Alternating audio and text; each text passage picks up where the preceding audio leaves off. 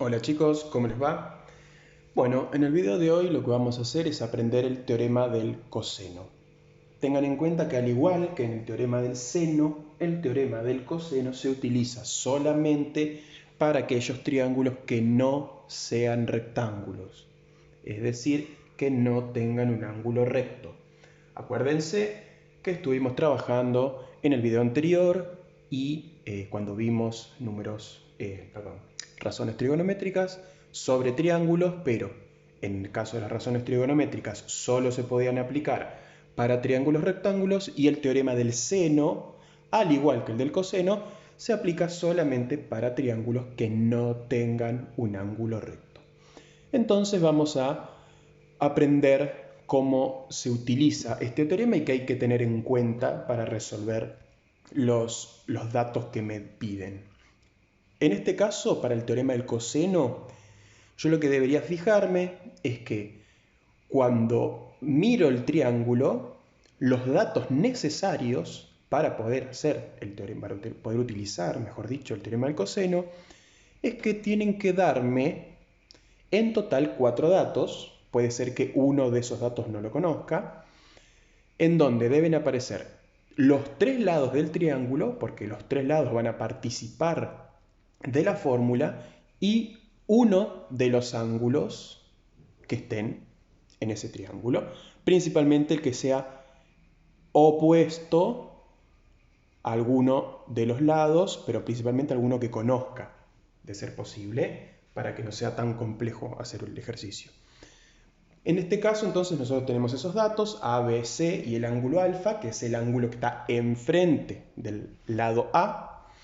Y lo que dice el teorema es, al lado A lo elevo al cuadrado y esto me va a dar igual a B al cuadrado más C al cuadrado menos 2 por B por C.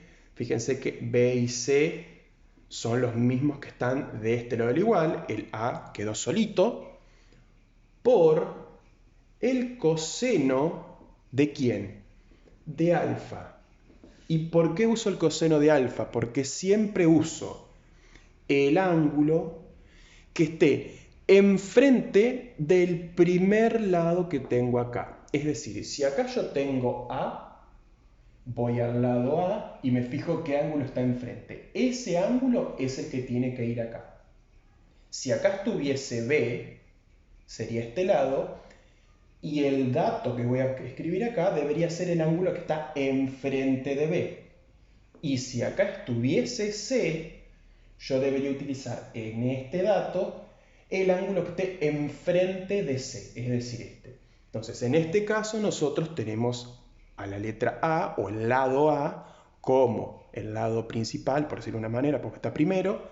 Entonces, como este es A, usamos en este dato el ángulo que está enfrente de A. Y esto es lo que dice el teorema del coseno. Estamos. Ahora, ¿cómo se utiliza? Va a depender de los datos que me falten. Obviamente que hay ejercicios un poquito más fáciles y otros un poquito más complejos. Vamos con un ejemplo numérico para que se entienda de qué manera utilizarlo.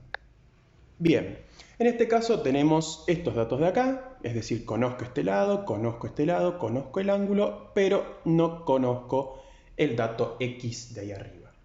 Y ahora me voy a fijar, si yo conozco este ángulo, 40 grados, el dato que está al principio de todo es el dato que está enfrente de ese ángulo. Por lo tanto, si alfa es 40, obligatoriamente X va a ser la letra A, el lado A de mi fórmula original. Entonces ahora ya sé quién es A, por lo tanto puedo empezar a escribir la fórmula con los números que me da el ejercicio o el triángulo este. Yo sé que A es X, entonces escribo X al cuadrado igual.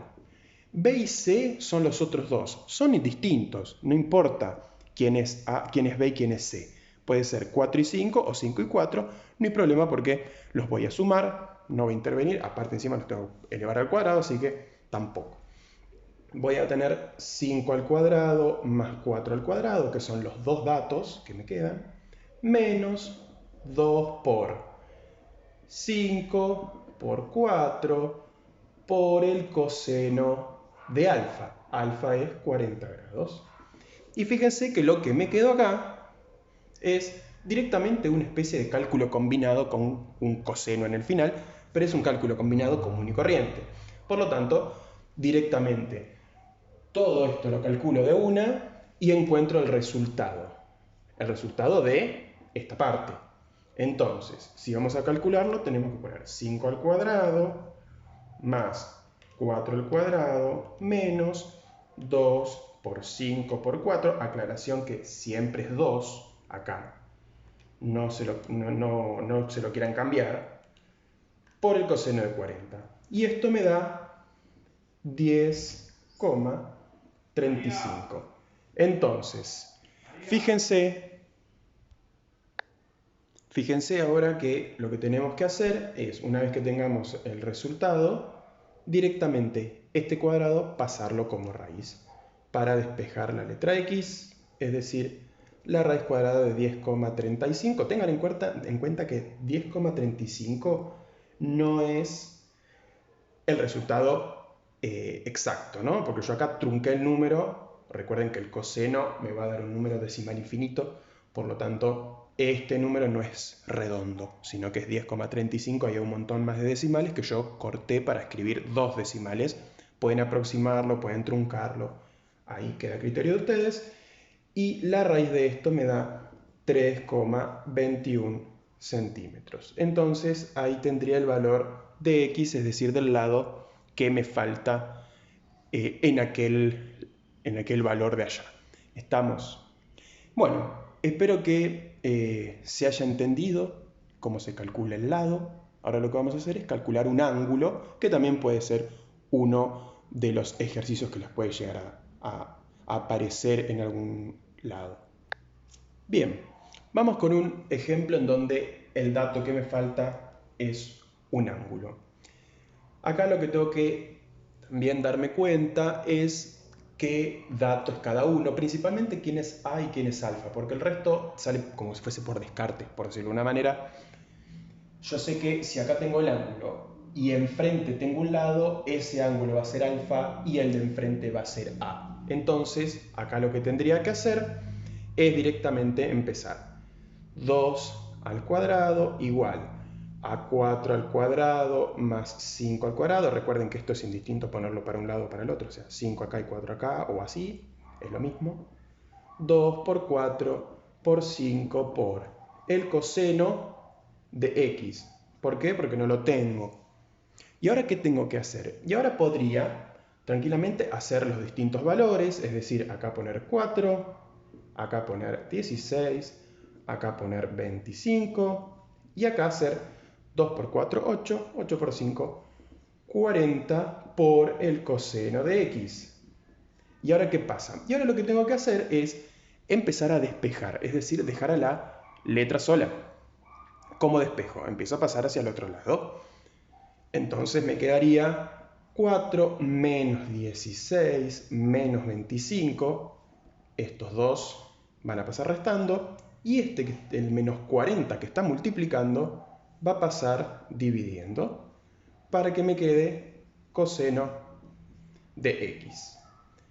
O sea que ahora podría tranquilamente calcular cuánto me da esa cuenta de ahí, que me daría en este caso 37/40 positivos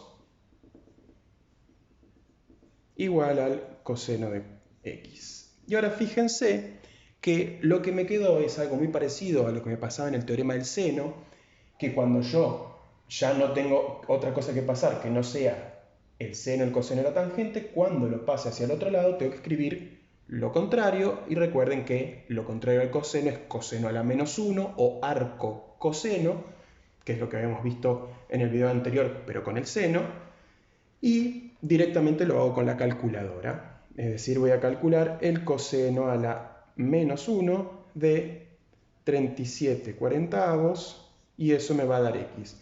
Me va a dar x y acuérdense que la x es un valor que está escrito, tiene que estar escrito en grados, minutos y segundos porque es un ángulo. Entonces, ojo cuando les da el resultado a la calculadora, que se los da en decimal y ustedes lo deberían pasar con la calculadora misma, con el botón que tiene la calculadora, a grados, minutos y segundos. Esto da 22 grados, 19 minutos, 54, vamos a redondearlo, porque da 53,92, así que vamos a poner 54, para redondearlo hacia arriba. Y ahí tengo el resultado de el ángulo. ¿Estamos? Bueno, espero que se haya entendido, no es tan complejo, por ahí es muy algebraico, donde tengo que empezar a pasar cuentas y qué sé yo, pero una vez que uno ya engancha el mecanismo es mucho más fácil. Nos vemos en el próximo video.